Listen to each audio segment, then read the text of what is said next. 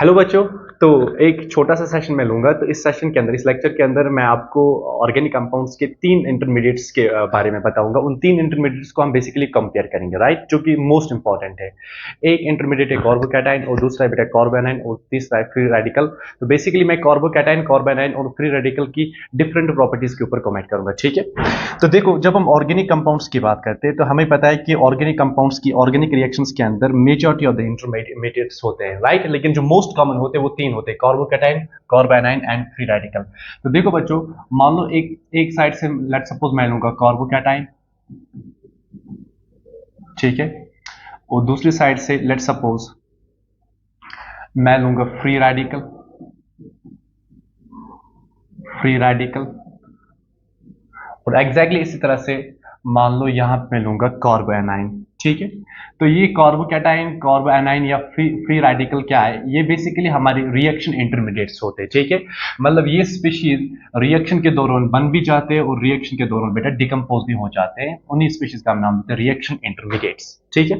देखो, अगर मैं कार्बोकैटायन की बात करूंगा, कार्बोकैटायन क्या होता है आप जानते हो, it's a carbon having positive charge, that's what we called as carbocation. Free radical में क्या है? कार्बन के ऊपर एक और इलेक्ट्रॉन होता है। कार्बोनाइन क्या होता है? It's basically carbon carrying negative charge. So property number first जो हम देखेंगे, that is what we called as bond pair, ठीक है। मतलब इनमें बॉन्ड पेयर्स कितने होते हैं? देखो, जब हम कार्बोकैटायंस की बात करते हैं ना, तो बेटा यहां पे कितने बॉन्ड पेयर्स होते हैं? तीन बॉन्ड पेयर्स। इसी तरह से फ्री रेडिकल के अंदर भी कितने बॉन्ड पेयर्स होते हैं? Three bond pairs. एग्जैक्टली इसी तरह से कार्बोनाइन के अंदर भी कितने बॉन्ड पेयर्स होते हैं? तीन बॉन्ड पेयर्स प्रेजेंट होते हैं, ठीक है। Property number second, property number second is what we call as number of lone pair of electrons, ठीक है। what's property number second? It's number of number of lone pair of electrons, number of lone pair of electrons या number of lone pairs, ठीक है। Carbocation खुद electron deficient होते हैं, तो बेटा इनके पास कोई लोन पेयर नहीं होता है, तो मैं लिखूंगा यहाँ पे zero lone pair. Free radical भी इलेक्ट्रॉन डिफिशिएंट होते हैं, तो इसके पास भी कोई लोन पेयर नहीं होता है। कार्बोनाइन हम जानते हैं कि इलेक्ट्रॉन रिच स्पीशीज होते हैं, तो कार्बोनाइन में बेटा नेगेटिवली चार्ज के कार्बन के पास एक लोन पेयर होता है, तो यहाँ पे जीरो, यहाँ पे भी जीरो लोन पेयर, और उनमें एक लोन पेयर प्रेजेंट होता है। Property number third, this is what we called as bond angle. Property number third जो हम देखेंगे, ये प्रॉपर्टी क्या है? ये है बॉन्ड एंगल। देखो, कार्बोकैटायंस में जो बॉन्ड एंगल होता है ना, ये 120 डिग्री होता है। फ्री रेडिकल्स के अंदर भी बेटा बॉन्ड एंगल 120 डिग्री होता है, और कार्बोनाइन्स के अंदर जो बॉन्ड एंगल होता है इट्स 107 डिग्री, ठीक है। नेक्स्ट प्रॉपर्टी जो हम देखेंगे, इस प्रॉपर्टी का हम नाम देते हैं hybridisation, the most important one, that's hybridisation. कि इन तीन इंटरमीडिएट्स में हाइब्रिडाइजेशन क्या है? देखो बेटा, जो कार्बोकैटायंस है ना, ये जनरली आपके sp2 हाइब्रिडाइज्ड होते हैं। हाँ, सम केस के अंदर sp हो सकते हैं, लेकिन मोस्ट ऑफ द केस के अंदर sp2 होते हैं। फ्री रेडिकल भी बेटा sp2 होता है, और कार्बोएनाइन जो है ना, ये sp3 हाइब्रिडाइज्ड होते हैं, ठीक है। Now next property number 5, property number 5 is there geometry.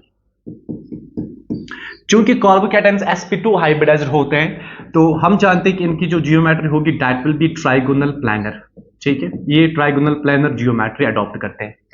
Free radicals की भी जियोमेट्री होती है बेटा ट्राइगोनल प्लैनर, बिकॉज वो भी sp2 हाइब्रिडाइजेशन पोजेस करते हैं। लेकिन अगर मैं कार्बोनाइन की बात करूंगा, इनकी हाइब्रिडेशन है sp3, they should have been tetrahedral, but lone pair होने की वजह से, presence of one lone pair होने की वजह से, lone pair bond pair repulsion की वजह से फ्री रेडिकल जो है ना बेटा, ये पायरामिडल जियोमेट्री को, सॉरी कार्बोनाइन जो है ना, ये पायरामिडल जियोमेट्री को अडॉप्ट करते हैं because of loan pair bond pair repulsion, ठीक है। Property number 6, property number 6 is presence of unpaired electron, presence of unpaired electron. देखो, कार्बोकैटायन में कोई अनपेयर्ड इलेक्ट्रॉन नहीं होता है, जीरो। फ्री रेडिकल में बेटा एक अनपेयर्ड इलेक्ट्रॉन होता है, राइट। और कार्बोएनाइन में कितने अनपेयर्ड इलेक्ट्रॉन्स होते हैं? Zero unpaired electrons. Property number 7, property number 7 जो हम देखेंगे, ये प्रॉपर्टी बेटा इनका मैग्नेटिक कैरेक्टर, मतलब मैग्नेटिक प्रॉपर्टी।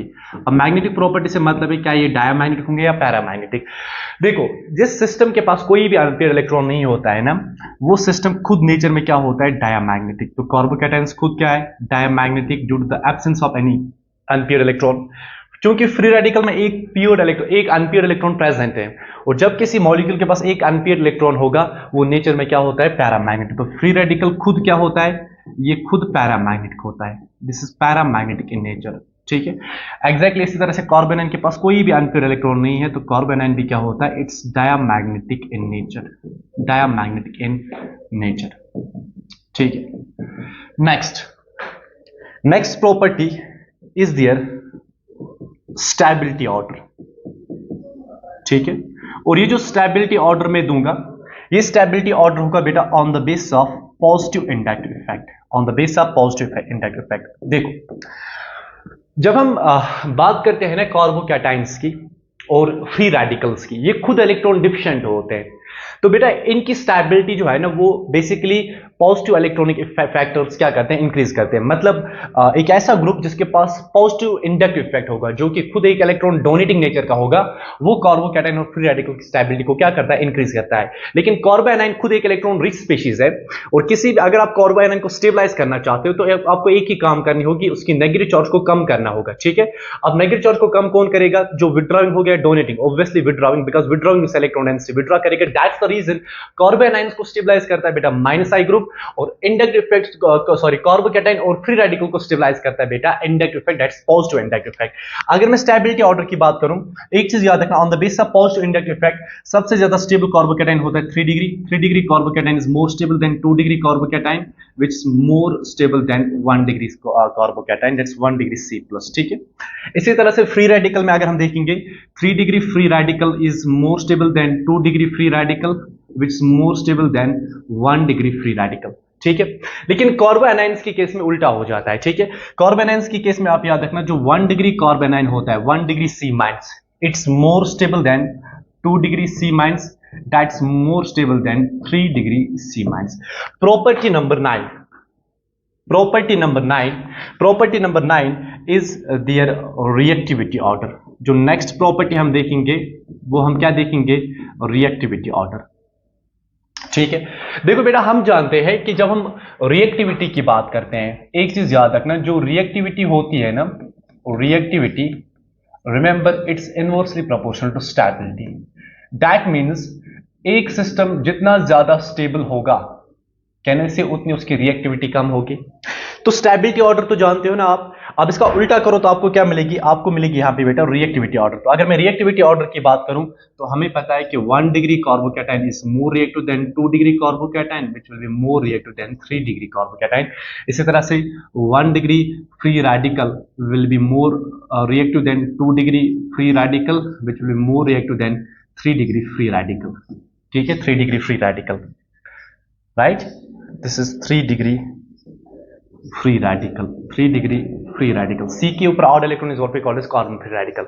इस तरह से यहां पे बताओ, 3 degree carbanion more reactive than 2 degree carbanion which more reactive than 3 degree which more reactive than 1 degree carbanion. This is the stability order of carbanions, ठीक है। तो ये कुछ इंपॉर्टेंट प्रॉपर्टीज थी between these 3 different intermediate, that's carbocation, free radical, carbanion. अब इन properties पे ध्यान दो, these are most important properties, और बाकी इंशाल्लाह हम नेक्स्ट लेक्चर के अंदर देखेंगे, ठीक है। Thank you.